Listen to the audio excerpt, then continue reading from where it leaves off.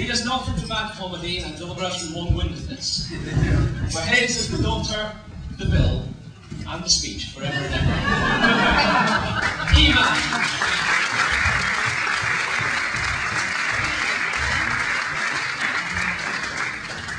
And for those of you who are starting a book on when I will dissolve into tears, just so you watch this now.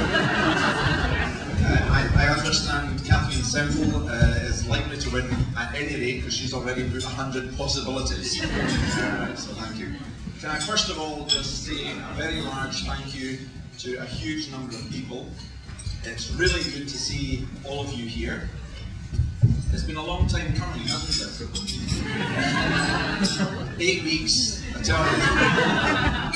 I've discovered that you can plan a wedding in 8 weeks. Usually you spread it over 2 years, but this has been done in 8 weeks, and thank you Morgan and Jonathan for that.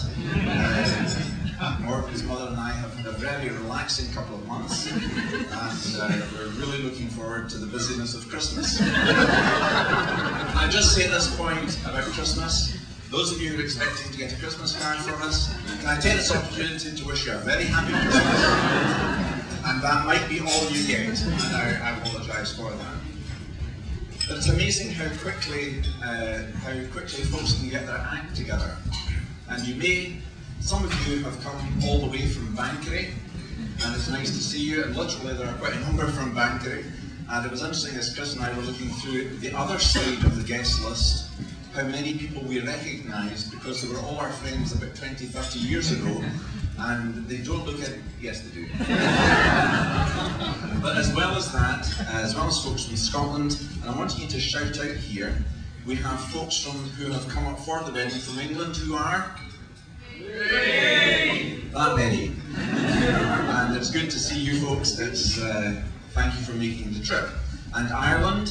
That's me. And I'm not sure about this one. Wales? No. He couldn't come. Never mind. However, we do have people. We have had a number of people who within the 8 weeks decided to come for the wedding. They used Christmas as a secondary excuse and thought, well, we may as well kill two birds with one stone. So we have from Malta, Rob. We have, now you can work out who's furthest away. We have from Canada, my sister Morag from Montreal. And thank you. And also a little bit further away, twice as far away from Vancouver, we have Trish.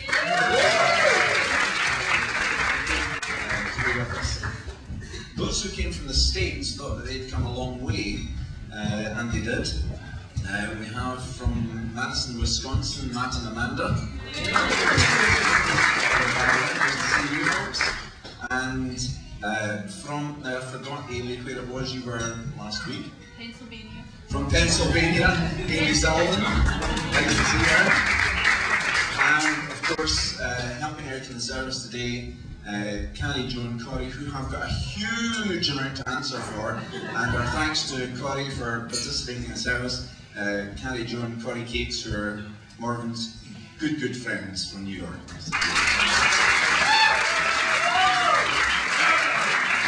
Morgan's very keen to have Corey Cates take part in the service. However, he can now be known as Walter Cates from this point forward. However, the furthest travelled folks, and cheating slightly because she had already come to London, was Carolyn Dowsey.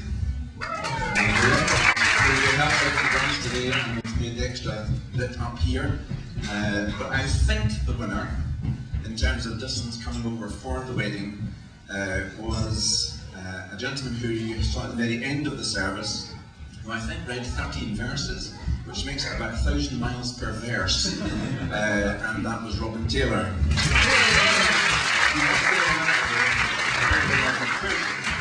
Oh, he is there, yes.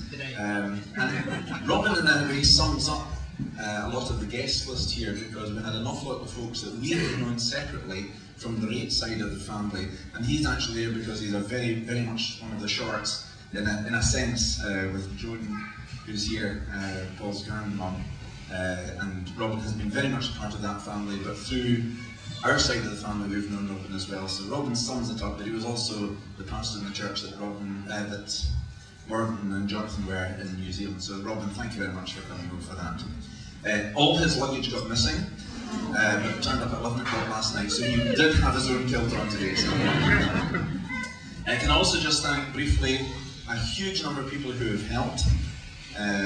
When you came in, all the catering has been done and organised rather by one lady in the back kitchen who offered her help and has been absolutely fabulous.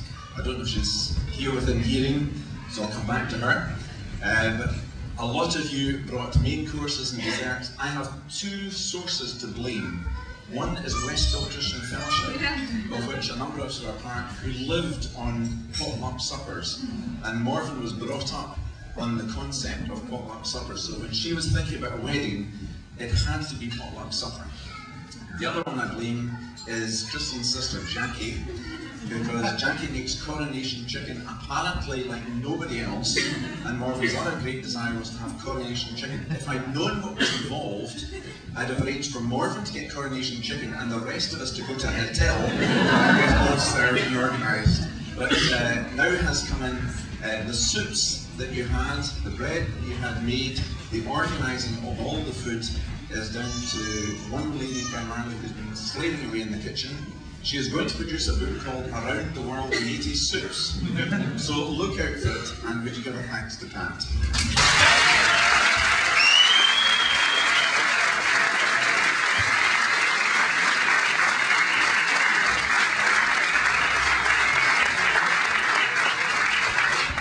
And if for some reason you missed out on the soup, it was so good when they did the tasting, and I wasn't there, so Scotch broth wasn't on it. But it was so good that we decided when we were talking about a snack for the evening, we're going to have oatcakes, cheese, and another couple of soups to choose, so you're going to get another shot at that. All the recipes, thank you for folks who've made main courses, who've made desserts, who've put a huge amount of work into it.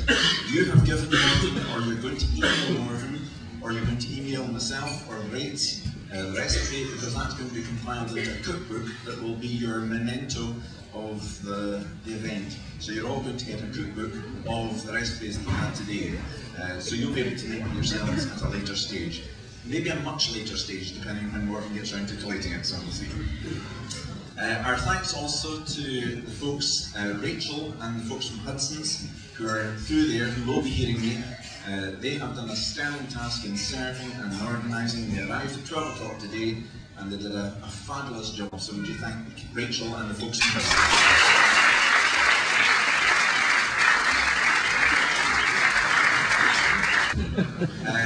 The last thanks I want to say is, when you have 8 weeks to organise a wedding, it could be extremely difficult, but we came together 8 weeks ago, Morven and Jonathan, and Paul and Meg, and just myself, and we sat around the table.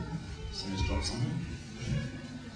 And we sat around the table, and in about 24 hours, we worked out the basics of what has happened today. And I want to give my personal thanks to Paul and Meg.